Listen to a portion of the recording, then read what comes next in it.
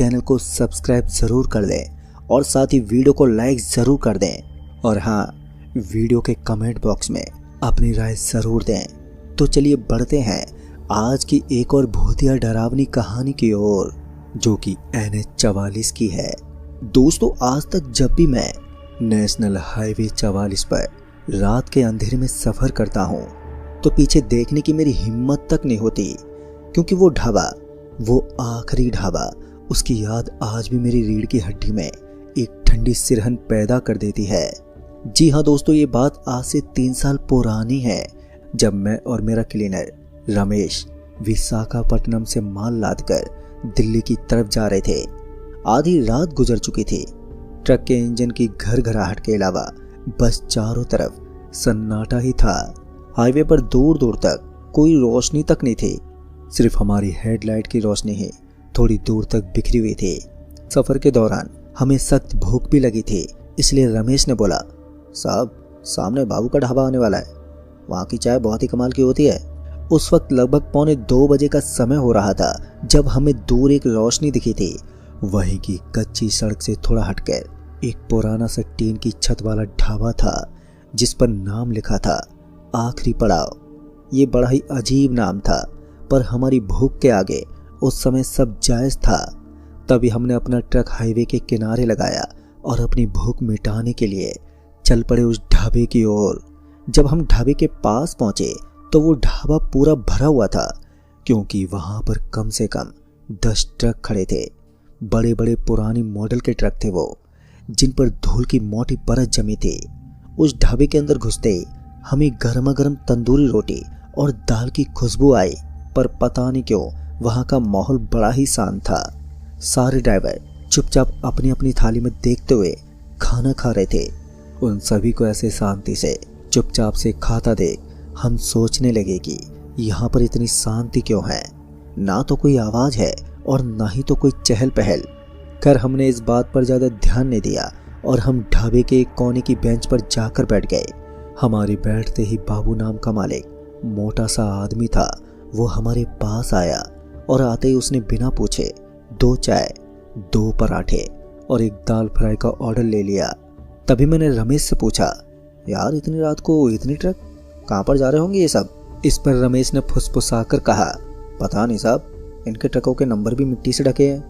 बातों में हमने अपना खाना खत्म किया और फिर खाना खाकर हम थोड़ी देर वहां पर बैठे रहे। तभी मैंने देखा कि सारे ड्राइवर लगभग एक ही समय पर खाना खत्म करके अपनी अपनी कुर्सियों से उठे हैं।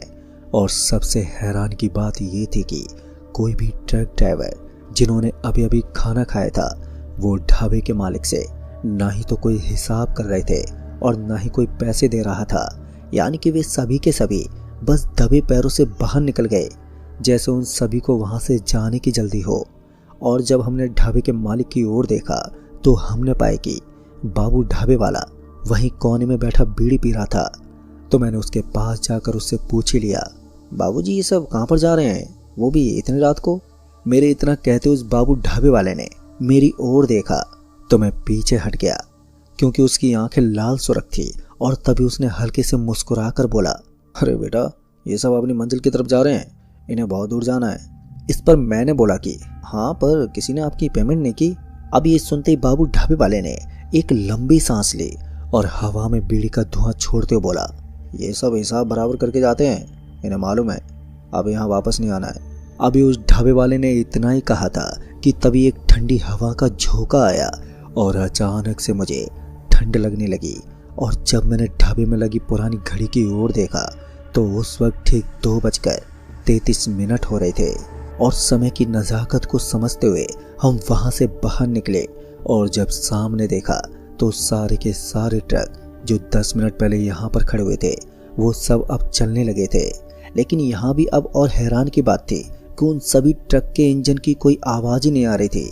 वो सभी 10 के 10 भारी ट्रक बिल्कुल खामोशी से उस हाईवे पर चलने लगे थे, यहाँ तक कि उनके टायरों से भी कोई धूल तक नहीं उड़ रही थी। तभी हमने अपनी पेमेंट की और जब मैं वापस से ट्रक की तरफ मुड़ा तो मैंने कुछ ऐसा देखा जिसने मेरे हाथ पांव एकदम से ठंडे कर दिए। अब जिस जगह पर थोड़ी देर पहले 10 ट्रक खड़े हुए थे, तो अब वहां की जमीन पर हर टायर की जगह गीली मिट्टी के गहरे निशान थे। निशान ऐसे थे जैसे ट्रक अभी अभी कहीं दलदल से निकलकर बाहर आए हों, और उन निशानों के बीचों बीच हर जगह एक पुरानी चप्पल, एक टूटा हुआ कंपास या जंग लगी चाबी पड़ी थी, जैसे किसी ने जल्दी में अपनी सबसे जरूरी चीजें वहीं पर छोड़ दी हों। तभी डर के मारे रमेश ने मुझसे बोला, साहब यहाँ से जल्दी निकलो, मुझे ये जगह कुछ ठीक नहीं लग रही है। अब रमेश के ये कहते हम तेजी से ट्रक में बैठे और ट्रक का इंजन स्टार्ट किया, और मैंने शीशे में पीछे देखा तो वो बाबू ढाबे वाला अपनी जगह पर ही खड़ा हुआ था, और उसने अपना हाथ हिलाया, पर उसका हाथ हिलाने का ढंग बहुत ही अजीब सा था, बहुत धीमा, जैसे कि वो हवा में तैर रहा हो। तभी हम हाईवे पर चढ़ गए और काफी दूर तक बिना रुके चलते ही रहे। सुबह होने पर मैंने एक पेट्रोल पंप पर अपना ट्रक रोका और वहां के अटेंडेंट से पूछा, भाई साहब यहाँ से पीछे आखिरी पड़ाव नाम का कोई ढाबा है? मेरी ये पूछते उस पेट्रोल पंप वाले ने हैरानी से मेरी तरफ देखा और चौंकते हुए बोला, बाबू का ढाबा? अरे साहब, वो जगह तो पिछले 20 साल से बंद पड़ी है। वहाँ 2005 में एक भयंकर एक्सीडेंट हुआ था। पूरा ढाबा और उसमें बैठे सारे ड्राइवर एक साथ ही मर गए थे। हाई वोल्टेज तार टूटकर नीचे गिर गया था वहाँ पर। और फिर उसने आगे बताया कि वहाँ सिर्फ पुरानी टूटी टीन की छतें बची है, और हाँ, वहाँ आज भी रात को कभी कभी ट्रक के अजीबोगरीब साए दिखते हैं। लोग कहते हैं कि वो ड्राइवर आज भी अपनी मंजिल ढूंढ रहे हैं। दोस्तों, रमेश को ये सुनते ही उल्टी आ गई। तभी मैंने महसूस किया कि जिस खाने के पैसे हमने बाबू ढाबे वाले को दिए थे वो तो हमने उसे दे दिए, लेकिन जो बाबू ढाबे वाले ने हमसे लिया वो हमें आज तक पता नहीं चला। वो ढाबा, वो रात के 2:30 बजे का सन्नाटा, और वो ड्राइवर अपनी मंजिल तक नहीं पहुंचे, पर शायद हम उस रात उनकी आखिरी मंजिल बन गए थे। दोस्तों, मेरी गाड़ी का नंबर अब भी NH 44 पर चुपचाप चलता है, और ये डर मेरे जहन में हमेशा रहेगा कि कहीं रात को मैं भी उस ढाबे पर दूसरों का इंतजार तो नहीं कर रहा हूँ। तो दोस्तों, इस कहानी में बस इतना ही। तो चलिए बढ़ते हैं आज की वीडियो में एक और भूतिया कहानी की ओर, जो कि मोहन जी की है। दोस्तों, मोहन जी बताते हैं कि मैं पिछले 15 साल से टेक्सटाइल मिलों में काम कर रहा था, पर जो कुछ मैंने श्रीनाथ फैब्रिक्स नाम की एक बंद पड़ी फैक्ट्री में देखा, उसने मेरी नींद और मेरे साए दोनों को ही छीन लिया। वो फैक्ट्री 5 साल से बंद पड़ी थी। मालिक पर कर्जा था, मशीनें वहीं पर पड़ी रही। पिछले साल किसी नई कंपनी ने उसे सिर्फ रात की शिफ्ट के लिए किराए पर ले लिया। उनका कहना था कि वे लोग रात को ट्रायल रन करते हैं, किसी को डिस्टर्ब नहीं करना चाहते। मुझे और 4-5 मजदूरों को नाइट सुपरवाइजर के तौर पर रखा गया। पहली रात जैसे हमने फैक्ट्री के दरवाजे का ताला खोला तो एक अजीब सी ठंडी सूखी हवा का झोंका मुझे एकदम से महसूस हुआ। उस फैक्ट्री के अंदर धूल की मोटी परत थी, पर वहाँ की मशीनें एकदम साफ थी, जैसे किसी ने अभी अभी उन्हें तेल लगाकर रखा हो। रात के 10 बजे हमने मशीनें चालू की। सन्नाटे में मशीनों की गड़गड़ाहट गूंज उठी। हमने देखा कि जो कपड़े बन रहे थे वे बहुत ही गहरे काले रंग के थे। नॉर्मल टेक्सटाइल मिलों में ऐसे रंग के कपड़े नहीं बनते। तभी मैंने पूछा, ये किस चीज़ का कपड़ा है? तभी हमारे साथ काम कर रहे एक बुजुर्ग मजदूर ने मेरे कान में फुसफुसाया, ये काला कपड़ा है मोहन, इसे कभी छूना मत। दोस्तों, रात के 12 बजे तक सब कुछ तो नॉर्मल था, सिवाय उस भयानक सन्नाटे के जो मशीनों की आवाज़ को भी दबा देता था। तभी मेरे पीछे खड़ा एक मजदूर, उसका नाम था कालू, वो जोर से चिल्ला पड़ा और बोला, साहब मेरी परछाई कहाँ पर है? तभी हम सब ने पीछे देखा तो कालू की परछाई वहां से गायब थी। उस फर्श पर सिर्फ हमारी परछाइयां थी। कालू धूप में भी काला रहता था और उसकी परछाई हमेशा गाढ़ी होती थी। हम सब ने उसे बहुत समझाया कि शायद यहाँ पर बिजली की कमी है या ट्यूबलाइट ठीक से नहीं जल रही है, पर कालू का चेहरा एकदम से सफ़ेद पड़ चुका था। पर अगले दिन कालू काम पर नहीं आया और उसका फ़ोन भी बंद था। फिर दूसरी रात हमने और मजबूती से काम करने का फैसला किया, पर रात के 1 बजते ही वही काला कपड़ा बुना जा रहा था और वही गंध हमें महसूस हो रही थी जो कि कल रात हमें महसूस हो रही थी। फिर मैंने अचानक से देखा कि पास की कताई मशीन पर कोई अकेले काम कर रहा था। उसका मुंह मशीन की तरफ था, वो बिना रुके धागे डाल रहा था। तभी मैं उसके पास गया और मैंने आवाज़ लगाई, अरे ओ भाई साहब, कौन हो तुम? तुम्हें अंदर किसने आने दिया? मेरे आवाज़ देने पर वो आदमी मुड़ा नहीं, पर वो आदमी बहुत लंबा था और उसने गहरे नीले रंग का पुराना ओवरऑल पहना हुआ था। मैंने उसके कंधे पर हाथ रखा और जैसे मेरा हाथ उसके कपड़े पर लगा तो वो कपड़ा पानी की तरह ठंडा था और तभी मुझे महसूस हुआ कि उसकी परछाई भी नहीं थी, जिस वजह से डर के मारे मैं एकदम से पीछे हट गया। अब भी मशीन चला रहा था। तभी उस आदमी के ओवरऑल पर मैंने कालू के हाथ की घड़ी देखी। कालू की वही सस्ती पुरानी घड़ी जो वो हमेशा पहनता था। पर मुझे समझ में नहीं आया कि ये क्या हो रहा है। मैंने अपने दूसरे सुपरवाइजर विजय को बुलाया और बोला, अरे विजय, उस मशीन की तरफ देखो, वो कौन है? तभी विजय ने सामने देखा तो उसने अपनी आंखें मली और मुझसे एकदम से बोला, अरे मोहन, वहाँ तो कोई नहीं है, लगता है तुम रात को ज़्यादा ही काम कर रहे हो। अब ये सुनते ही मैं हक्का बक्का रह गया।